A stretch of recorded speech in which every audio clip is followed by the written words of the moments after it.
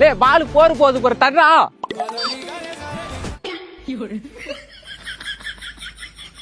லே பால் இங்க தூக்கி போடுறா.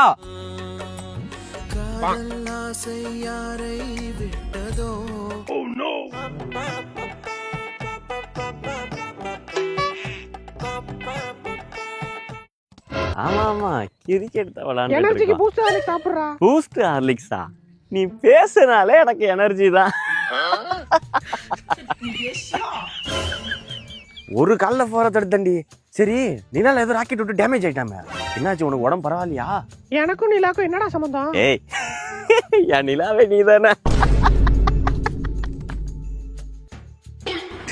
ஏய் ஈஸியா ஜெயிக்க வேண்டிய மேட்ச்ரா. பால ஒழுங்கா போட வேண்டியது என்னடா?